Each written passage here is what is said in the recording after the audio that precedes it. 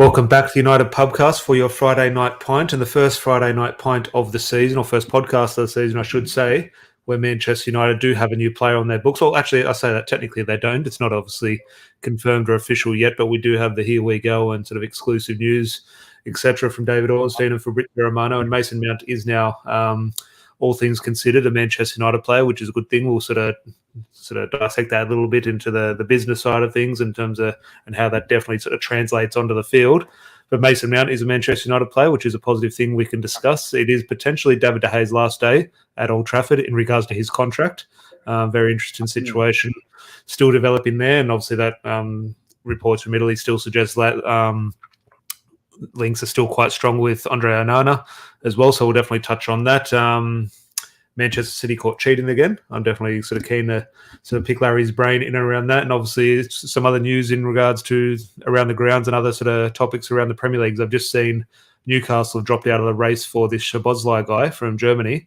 Looks like he's off to Anfield, which is I'm not an expert on him. I've seen one or two highlights. He does look a player, and Liverpool do need to address their midfield, and they're starting to do that with McAllister and this guy. So we'll go around the grounds as well and have a little bit of a look around. But Larry, Friday night, how's the week been, mate? Better now that we have a new player on board?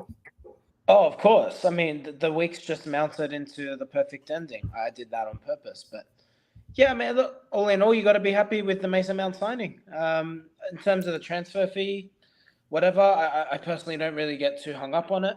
Erik ten Hag wants a player. Erik ten Hag gets his player. All things are happy. I'm really keen to see how he lines up. And I'm really interested to see, does this change the way United play? Because we haven't seen him deployed in what you'd call a box-to-box style or as an 8, a traditional 8. So how United line up with him will be interesting. But in terms of the player himself, you got to be happy with it. It'll be interesting in terms of we saw when Erik ten Hag came in, Anthony went straight into the starting 11, but we did look at players like Casemiro and one or two others sort of taking their time to sort of embed into the team. And I just have a feeling, and pre-season will dictate things in terms of fitness and form, etc.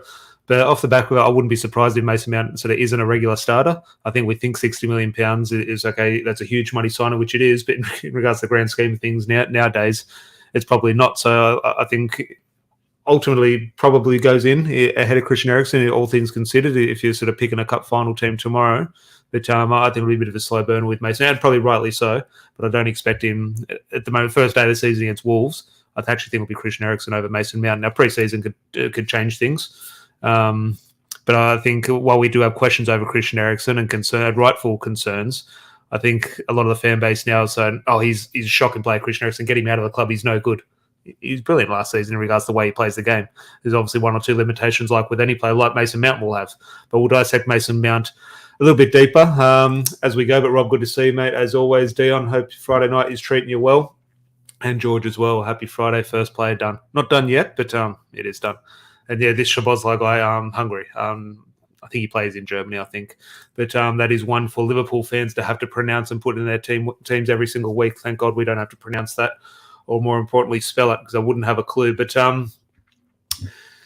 we'll start on Mason Mount. We'll go a little bit deeper, Larry, in regards to it. If you are in the chat, let us know your thoughts on Mason Mount. Good bit of business here.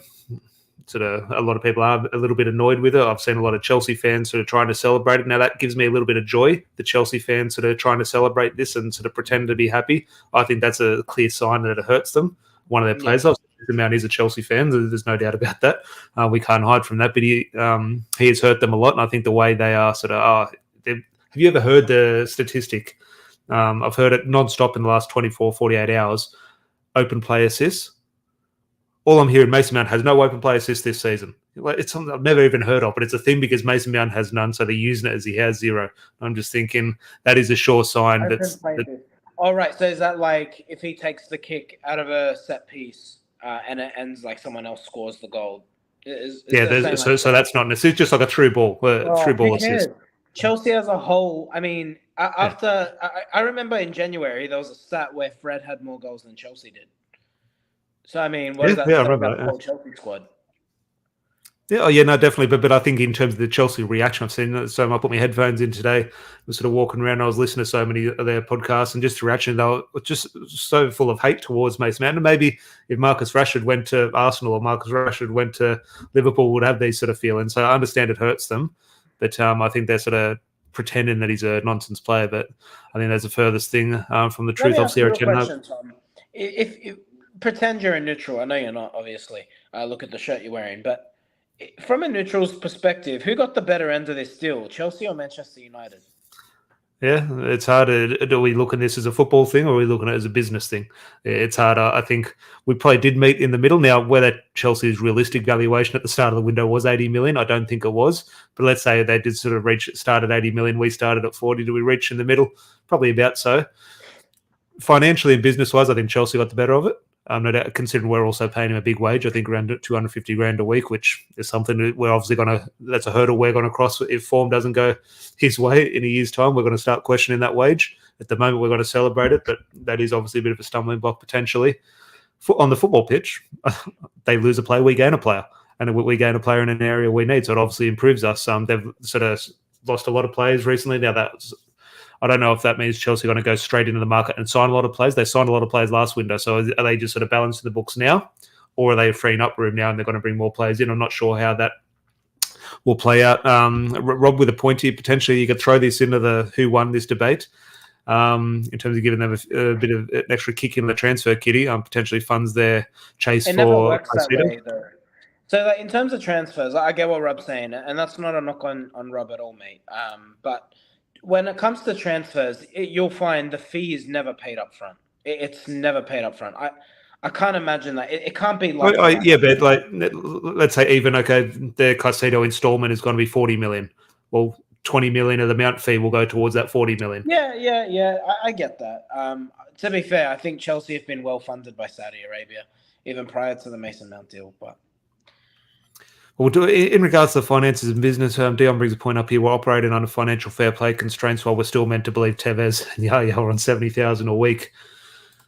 Manchester United and their budget in regards to this financial fair play. Obviously, reports came out in terms of the quarterly results, and sort of we dissected all those. And okay, we've had this much credit, we've got this much debt. That means we can spend this much. This means we can't spend this much. And I'm just thinking, no one knows. Only the Glazers and probably John Murta know exactly how much there is to spend.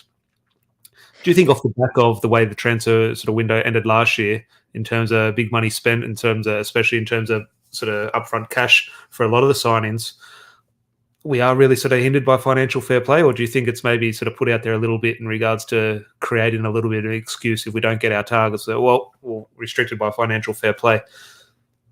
No, I think United are restricted by financial fair play, and it makes complete sense. If you look at without getting look, I'm not going to say I'm a genius in financial fair play. I'm most definitely not. But if you look at United's net debt and the fact that the net debt goes up year on year on year, so that's a significant factor. I think United's debt currently sits at around the £700 million mark. So if you look at it from that perspective, it makes complete sense. We've been profitable the last two financial quarters. Prior to that, United were running at a loss, and in fact, they reported a loss for the last financial year. And now, when you couple that in with United's inability to sell players, coupled with a massive transfer spend, particularly last summer, United spent over £220 million, and United owe over £300 million in transfer fees. So if you purely look at those numbers, it makes complete sense that United would be restricted by financial fair play. Yeah, do you think in terms of what we're going to get into Manchester City a little bit, and sort of with a fine tooth comb, and how they're sort of bending the rules, and the sort of another charge? I think this one is potentially from UEFA. It's not the 115 Premier League charges. Now, whether they coincide, I'm not sure, but this one seems to be from a UEFA report. In regards to we talk about, we throw so much shade at Newcastle. Okay, they're going to be bending the rules. Manchester City are clearly bending the rules. Manchester United, we can take the moral high ground and say, okay, these clubs are doing it wrong. This is sports washing, or this is a brown paper bag behind the grandstand sort of thing. Do you think Manchester United are, I wouldn't say cooking the books, but like any other business at this level, you'd have to be sort of taking advantage where you can? I'm just thinking, would Manchester United ever sort of really say no to a proper target, whether this be a commercial target by Ed Woodward if he was at the club, or a manager's first choice? Would they sort of do the wrong thing legally in regards to sort of getting a proper deal over the line? I don't think United need to cook the books. That's the difference. with City, and like you got to be honest with ourselves, right? Someone put out a brilliant tweet this morning, and it makes complete sense. If you look at Manchester City's tweet about announcing that they're treble winners, that has less likes to date than Fabrizio Romano's tweet confirming Mason Mount signing. Yeah. So you still get a perspective for the gap in popularity that Manchester City has. So it makes complete sense that Manchester City cannot demand sponsorship revenue the way that Manchester United or Arsenal or Liverpool or Real Madrid or Barcelona do.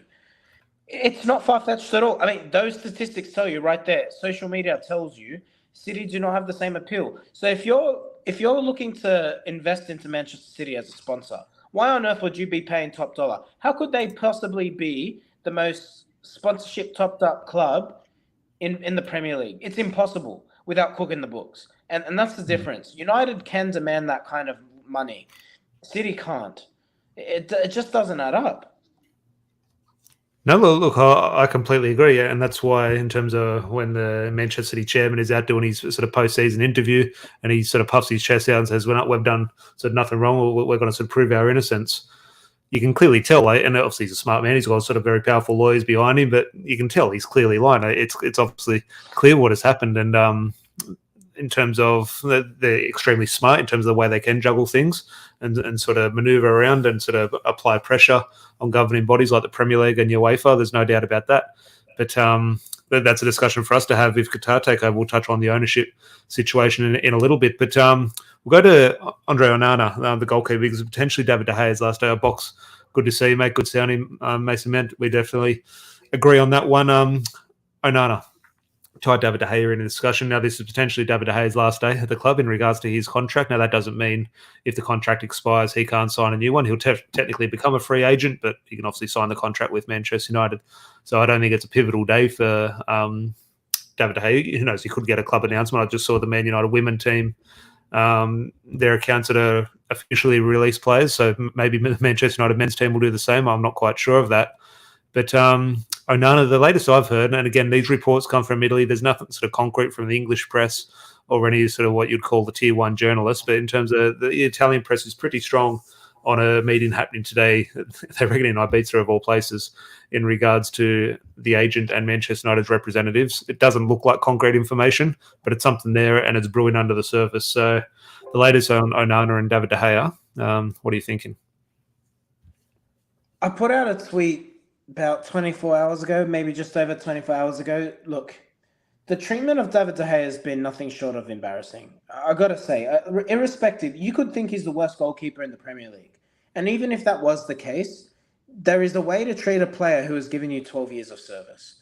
And for him to sign a contract that United obviously at some point felt that it was necessary to put in front of his nose, to go back and not sign the contract, because it's common at that level where you got to have two parties from either side sign a contract.